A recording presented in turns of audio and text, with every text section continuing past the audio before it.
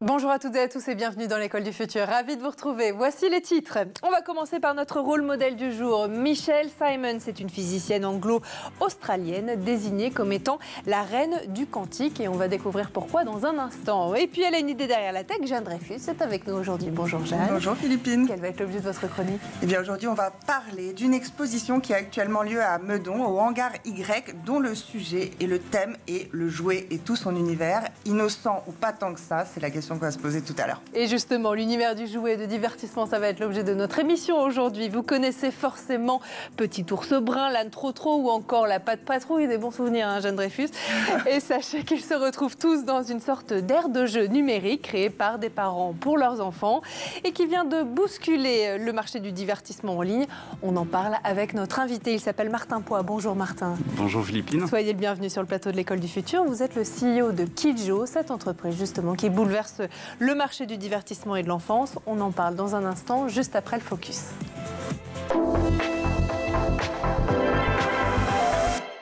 Et maintenant, focus sur une physicienne londonienne qui a brillé en Australie avant d'être reconnue dans le monde entier.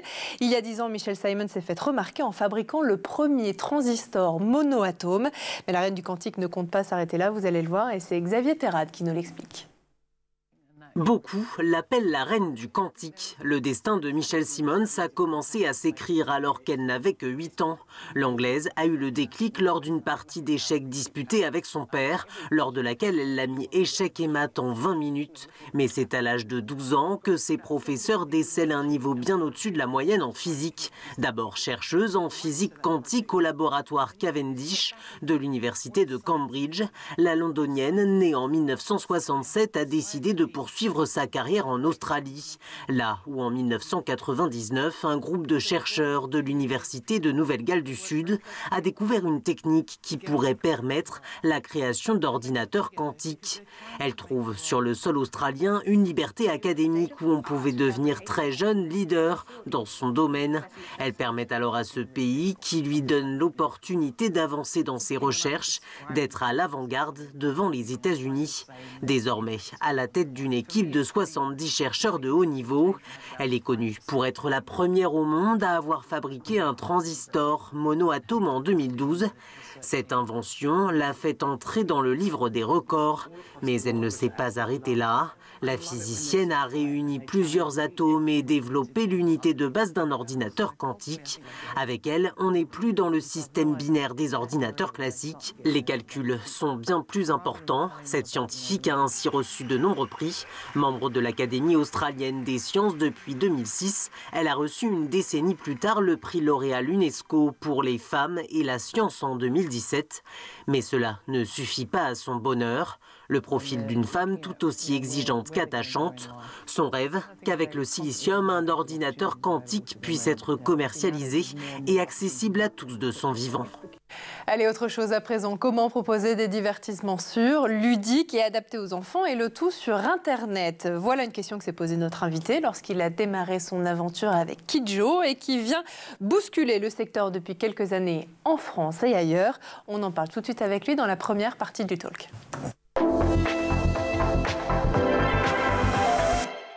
Et donc aujourd'hui, à nos côtés pour en parler, Martin Poix, vous êtes justement le CEO de Kidjo. Alors Kidjo, 2500 vidéos en 7 langues, ça c'est Kidjo TV, mais Kidjo c'est bien plus que ça. Est-ce que vous voulez bien nous présenter votre entreprise? Alors volontiers, Kidjo c'est une société que j'ai créée en 2015. Donc moi je suis très amateur de produits. J'ai travaillé avant dans le jeu vidéo pour les enfants, donc sur des gammes ludo-éducatives. Ensuite, j'ai rejoint Google pour un peu plus de 6 ans pour participer au lancement de Google Maps un peu partout en Europe, Middle East, Afrique, donc super expérience produit. Et je suis rentré en France et je me suis retrouvé confronté au problème que beaucoup de parents rencontrent, à savoir sur quelle plateforme vidéo je vais pouvoir mettre mon enfant. Et c'est vrai qu'à l'époque, il y avait 2 plateformes qui existaient. Il y avait Netflix, qui a un corner kids, et YouTube. Il n'y avait même pas encore YouTube pour enfants. Et en fait, de la même manière que quand je joue au tennis avec mon fils, je lui donne pas ma raquette, je lui donne une raquette qui est adaptée à son âge. Je me suis dit, c'est hors de question de le mettre sur Netflix avec des contenus, une range d'âge qui va de 3 à 13 ans. Et je me suis dit, je vais construire une plateforme qui est hyper adaptée, avec une ergonomie vraiment adaptée à l'usage de l'enfant, pour qu'ils puissent utiliser l'application en totale autonomie, avec des contenus aussi qui ont été triés sur le volet. Donc vous avez parlé d'Anne Trotro et on a 2500 vidéos, on a un peu plus de 300 licences, donc je ne vais pas tous les citer, mais on travaille avec tous ces contenus qui sont des contenus à forte valeur ajoutée, qui vont amener à l'enfant des notions d'empathie, de travail d'équipe, toutes ces valeurs en fait qui peuvent être justement mises que sur du contenu de divertissement. Et on a du contenu éducatif avec de nombreux tutoriels. On a aussi des réseaux, les fondamentaux des réseaux Canopé. Donc c'est des petits tutoriels pour apprendre les premières mathématiques, etc. Et on s'adresse aussi aux plus jeunes en leur proposant des comptines qui sont au final les premiers apprentissages. Donc apprentissage des couleurs, des formes. Là, pendant la période du Covid, on a tous vécu ce moment où il fallait se laver les mains tout le temps, etc. Et pour l'apprendre aux enfants, en fait, il y a énormément de vidéos de contenu qui a été créé à travers des licences pour apprendre aux enfants à se laver les mains. Donc typiquement, voilà, on propose aussi ce type de contenu c'est vraiment les premiers apprentissages de l'enfant. J'ai une deuxième application, parce que mon enfant a grandi. Après, il a appris à écrire, appris à lire, première lecture. Et donc, je me suis dit, maintenant, on va se diriger vers quelque chose d'un peu plus éducatif, en créant Kidjo Stories, qui regroupe un peu plus de 1000 histoires dans 2 langues. Donc, il y a des livres audio et des sous-titres pour que l'enfant puisse apprendre à lire. On a ajouté pas mal de fonctionnalités assez sympas, comme la possibilité de régler la vitesse de l'audio. Parce que l'enfant, en fait, lit pas forcément à la même vitesse que l'audio. Ah oui, tout à fait. Donc, on permet à l'enfant de suivre toujours la lecture. Mon fils, une fois de plus, derrière moi, m'a dit « Mais attends, pourquoi tu fais pas des petits quiz à la fin de chaque livre ?» Donc, je lui ai dit « Écoute, super idée. En fait, l'idée, c'est vraiment que l'enfant... C'est notre CEO, quoi, en fait. Alors, ils m'ont beaucoup aidé. Ils m'ont beaucoup inspiré et beaucoup aidé. Parce que j'ai 3 enfants. Et donc, j'ai encore 2 enfants qui sont encore dans les tranches d'âge intéressantes pour Kidjo, donc qui me servent de bêta-testeur aussi. Et donc, ces fameux quiz permettent justement à l'enfant on s'assure que l'enfant ait bien compris ce qu'il a écouté ou ce qu'il a lu. Donc, c'est quand même assez intéressant d'un point de vue pédagogique.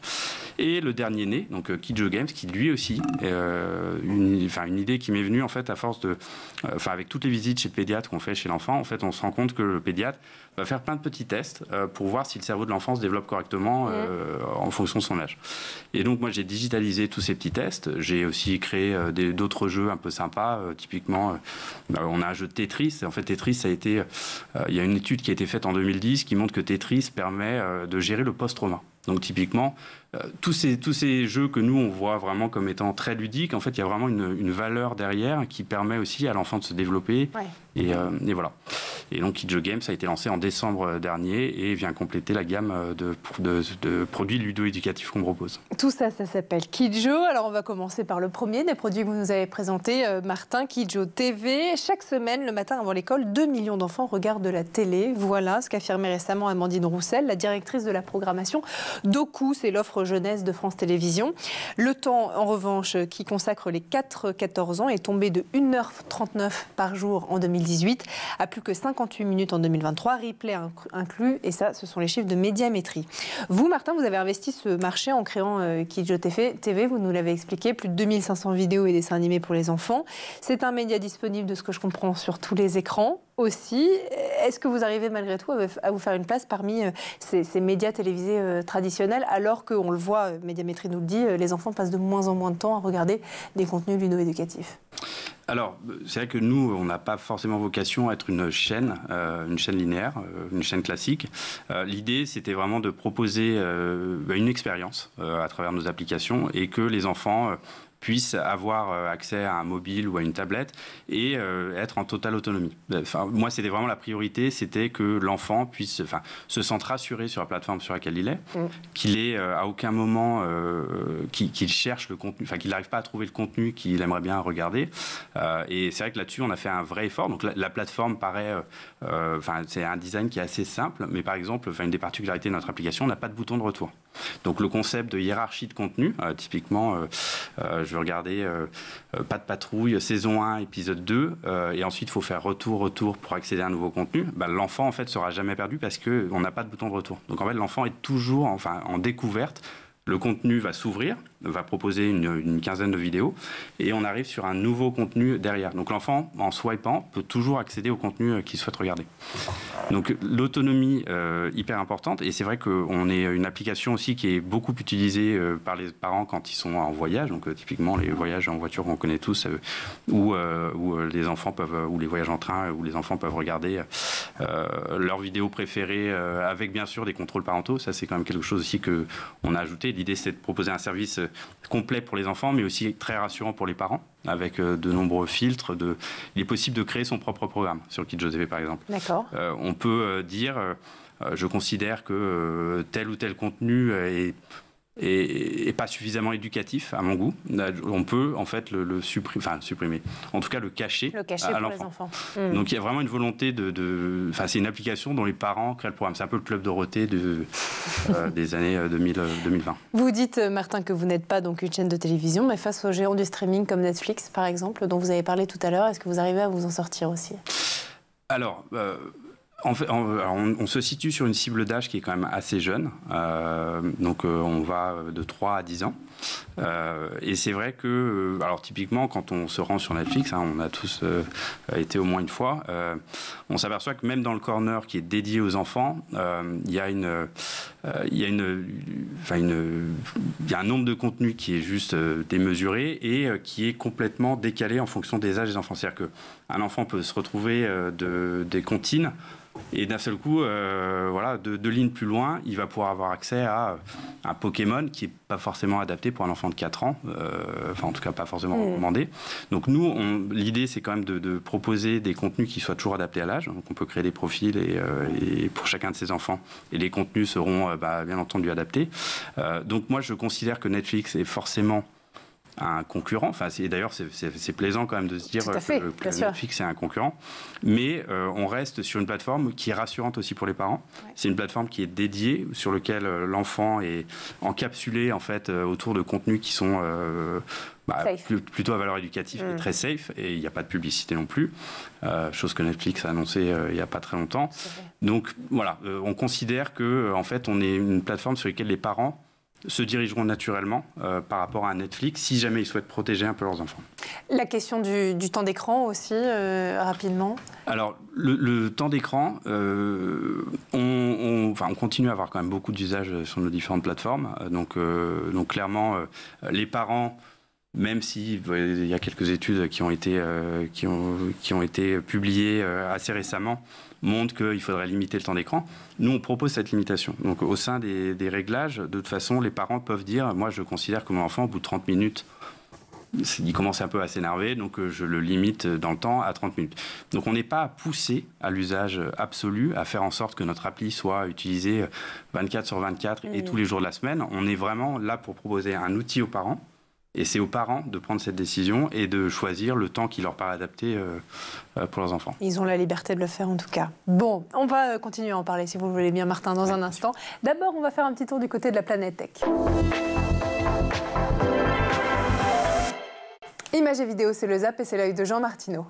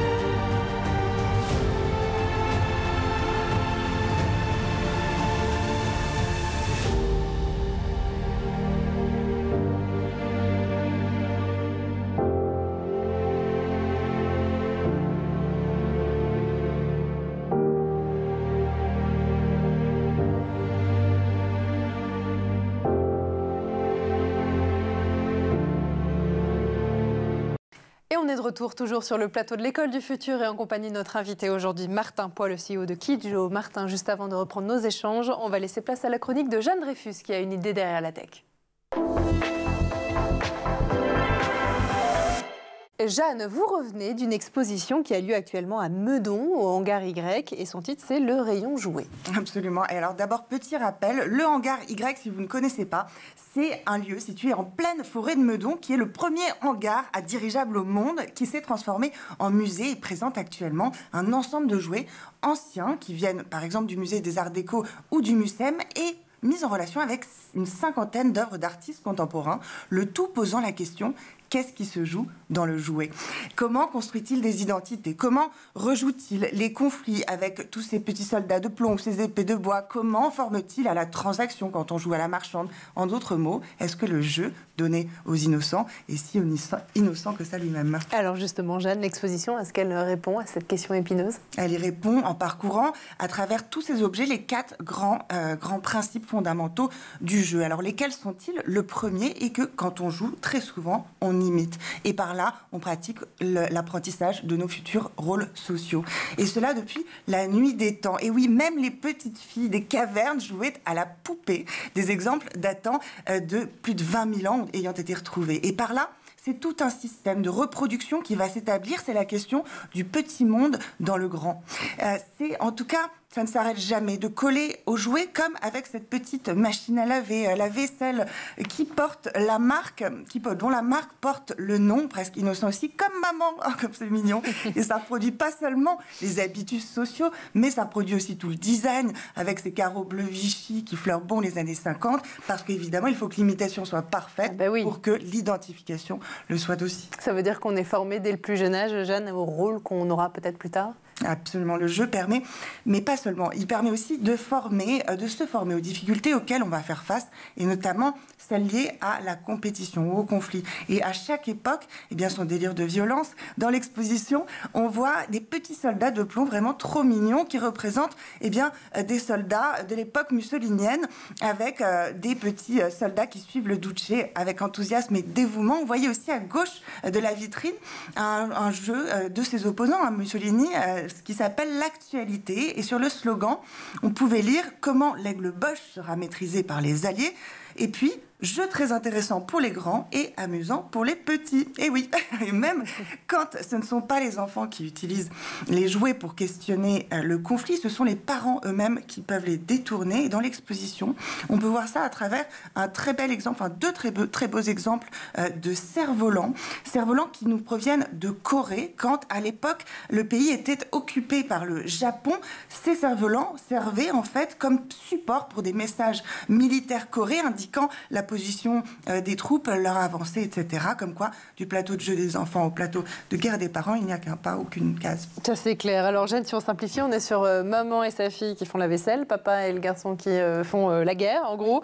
Est-ce qu'il y a malgré tout des aspects moins déterminés du jeu? Absolument. Et notamment, les 2 dernières grandes catégories du jeu qui sortent de ces catégories concernent, après imitation, après compétition, elles concernent donc le hasard, une des grandes caractéristiques aussi du jeu, avec les jeux de hasard, les jeux de dés, mais encore la dernière catégorie, le vertige, le vertigo, avec tout ce qu'il y a de l'ordre du toboggan, des fêtes foraines.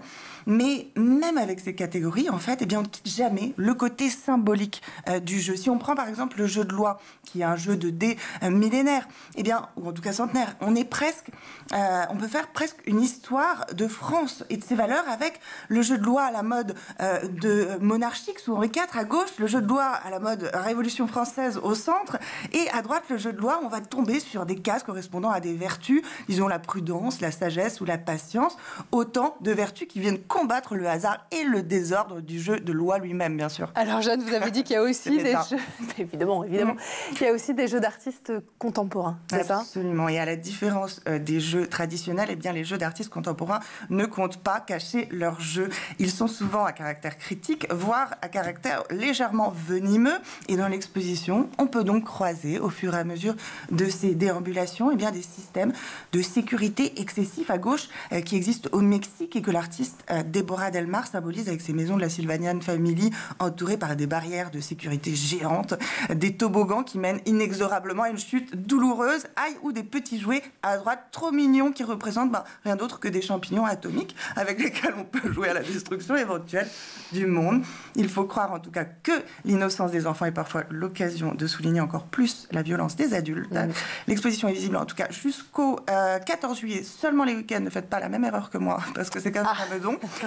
Et allez donc y retrouver votre âme d'enfant, mais sans c'est du prix. Merci beaucoup, Jeanne. J'ai une question. Est-ce que vous avez un jeu ou un dessin animé qui vous a marqué pendant votre enfance? Les Malheurs de Sophie, Philippine. Les Malheurs de Sophie, ça vous a... On sent que c'est un... J'ai vraiment adoré. C'est une petite fille très malheureuse dans laquelle je me retrouvais. Bon. Et bien justement, on va continuer à en parler avec vous et avec notre invité tout de suite dans la deuxième partie du talk.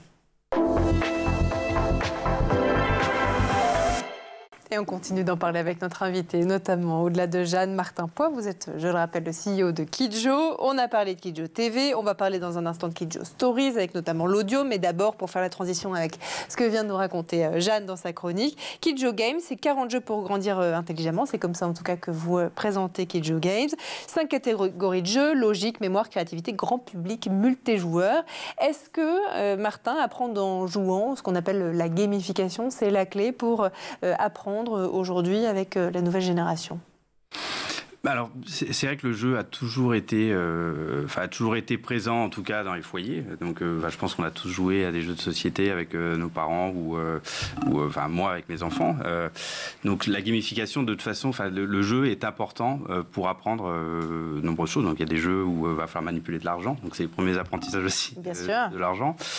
Clairement, nous, c'est vrai que quand on a créé Kidjo Games, l'idée c'était de divertir l'enfant, en tout cas qu'il ait l'impression d'avoir un temps d'écran où il va se divertir, où il va s'amuser, mais on voulait quand même ajouter des composants intelligents. Donc on a aussi les premiers apprentissages de l'écriture. Ça, c'est considéré comme un des jeux où l'enfant va devoir tracer avec son doigt les premiers chiffres, les premières lettres, etc. Donc apprendre l'alphabet, apprendre à compter. Donc ça, c'est des petites activités qui paraissent anodines comme ça, mais qui sont utilisées dans certaines classes. Tout à fait. Je sais que mes enfants ont eu la chance d'avoir des iPads dans leur classe. Et il y a beaucoup d'activités, beaucoup d'applications qui sont très, très ludiques, en fait, mais sur lesquelles les maîtresses ou maîtres sont très heureux de pouvoir faire participer les enfants. Donc l'école irait peut-être un peu mieux si on apprenait un peu plus par le jeu en France? Je pense que oui, en tout cas, on a un rôle à jouer là-dessus. Et la présence de ces activités devrait être un peu plus présente dans les écoles. Bon, ça s'appelle Kidjo Games. Et troisième aussi aspect de Kidjo Stories, j'en ai parlé tout à l'heure, vous l'avez présenté, bibliothèque numérique de plus de 900 histoires, hein, c'est ça? On a un peu plus de 900 histoires en 2 langues, donc en français et en anglais. Donc on peut aussi se mettre à apprendre l'anglais grâce à Kidjo Stories.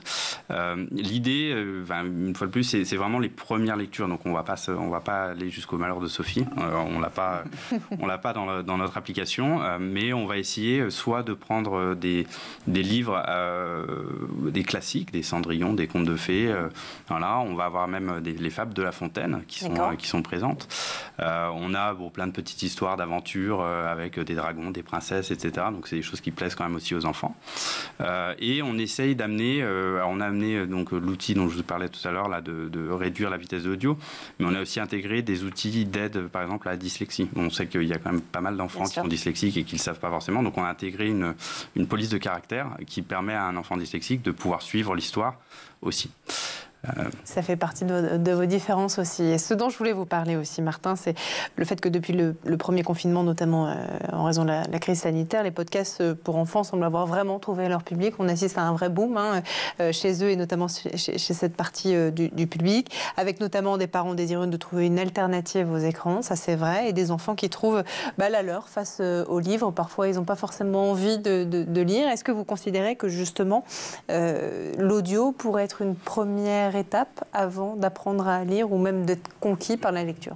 Alors, Kidjo Stories a été développé pendant la période de Covid. Ah. C'est marrant que vous en parliez. C'est vrai que dans l'idée, c'était aussi de pouvoir faire un break avec les écrans. C'est-à-dire que l'écran, il ne faut pas le voir comme étant la peste noire, etc. C'est quelque chose qui est très utile et qui peut être mis à la disposition de l'éducation aussi pour les enfants.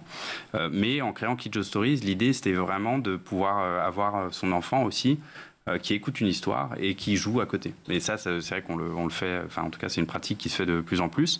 On a ajouté une fonctionnalité à Kidjo Stories qui permet de caster en fait un audiobook, un livre audio sur une enceinte connectée. Donc pour éviter justement que le parent ait à donner son écran à l'enfant, il peut très bien lancer un livre et ensuite retourner à ses activités et l'enfant peut soit écouter de manière très attentive le livre, soit jouer en même temps qu'il écoute l'histoire. Alors, on a parlé donc de Kidjo Stories, c'est un boom. Qu'est-ce qui vous a fait dire justement à ce moment-là que l'audio, le podcast chez les enfants en plein confinement, ça y est, ça allait prendre vraiment sa place en France? Parce que c'est quand même assez nouveau. Vous avez parlé de cette place des écrans qui était de plus en plus importante, notamment dans le cadre de ces confinements, mais il fallait quand même avoir un certain flair, sans doute, à ce moment-là, pour se dire on va faire du podcast, mais en plus on va le faire pour les enfants. Alors, les enfants étant à la maison, il a fallu quand même trouver un moyen de pouvoir aussi les occuper, même si c'est aussi très bien qu'ils s'ennuient de temps en temps. Enfin, il ne faut pas forcer d'être toujours devant un écran ou à écouter quelque chose ou à être sollicité. Mais c'est vrai que l'idée, c'était pas forcément qu'il utilise Kidjo TV toute la journée parce qu'il est en confinement et que les parents doivent travailler ou que voilà. C'était une alternative que donc c'était aussi une alternative que je souhaitais proposer. Et c'est vrai que par l'audio, ça fait appel à d'autres choses. C'est-à-dire que il y a une obligation d'être concentré, comprendre l'histoire et essayer de suivre un peu ce qui se passe. Et donc c'est quand même quelque chose qui est intéressant aussi à travailler sur l'enfant, où justement il y a quand même pas mal d'études qui sont à dire que les enfants ont tendance à ne plus faire attention, à être de moins en moins concentrés. Donc voilà, en créant Kidjo Stories, l'idée c'était vraiment de pouvoir apporter une solution en tout cas à ce problème. Votre pierre à l'édifice. Aujourd'hui, vous êtes sur quel marché? Est-ce que vous êtes sur le marché EdTech, sur le marché du divertissement? Comment vous le définiriez? Alors on est hybride. On a vocation à apporter à ce marché, au marché EdTech, en amenant des outils qui peuvent être complétés très clairement. Enfin, Kidjo TV, pour l'instant, on a une rubrique divertissement, une rubrique éducation. Donc le parent peut aussi choisir le type de contenu qu'il souhaite que son enfant regarde, s'il le souhaite.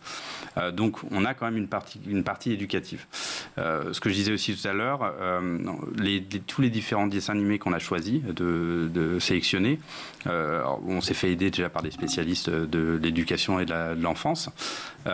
Et en fait, ces dessins animés nous paraissent être du simple divertissement, mais en fait l'enfant apprend beaucoup de choses avec un dessin animé. Il y a des curriculums qui sont construits avant de construire un dessin animé, et ces curriculums vont reprendre des valeurs. Je parlais de l'empathie tout à l'heure. C'est quelque chose que certains enfants, on va dire, sont innés, peut-être ont beaucoup plus d'empathie que d'autres, mais je pense que c'est quelque chose à force de le visionner, on le comprend mieux. Et je pense que c'est des choses qu'on peut apprendre à développer, en tout cas à faire évoluer à travers la vidéo. Alors c'est intéressant ce que vous dites, parce que récemment, il y a une commission d'enquête sur la TNT qui a émis des propositions qui ont été remises il y a quelques semaines seulement et ce qui a fait débat, en tout cas dans ce texte, ce sont certaines propositions qui ont été jugées dangereuses pour l'avenir de la TNT. Et parmi elles, l'interdiction des dessins animés, notamment avant l'école. Qu'est-ce que vous en pensez, vous ? Alors, c'est que moi personnellement, là je parle en tant que papa, c'est que mes enfants de toute façon commencent l'école trop tôt pour pouvoir regarder les dessins animés. Il faudrait qu'ils se lèvent encore plus tôt. Ouais, bien sûr. Donc déjà, première problématique. Donc c'est vrai que la question, je me la suis jamais vraiment posée moi-même. Pour moi, le temps d'écran, c'est plutôt c'est aussi un peu une récompense pour l'enfant. Donc un moment où il a passé sa journée à l'école, à apprendre des choses, etc. On peut prolonger en fait ce moment-là avec un écran, donc plutôt en sortie d'école pour une demi-heure, voilà, si tu veux t'amuser à faire des quiz, à faire ce genre de choses. Mais c'est pas forcément quelque chose où dès que les enfants ont un moment libre, je les mettrai devant la télé ou devant un écran. Ok, bon, c'est très clair. Merci beaucoup. En tout cas, ça s'appelle Kidjo et c'est un vrai succès dans le domaine de l'éducation et du divertissement. Merci infiniment, Martin Foy, d'avoir été parmi nous. Vous êtes le bienvenu pour revenir notamment la saison prochaine pour nous expliquer justement comment tout ça aura évolué. Merci beaucoup à vous, Jeanne Dreyfus, d'avoir été parmi nous. Je vous en prie. Merci à vous de nous avoir suivis. Et vous le savez, comme tous les jours, on se retrouve dès demain à 12h30 sur School TV. Et d'ici là, passez une très bonne journée.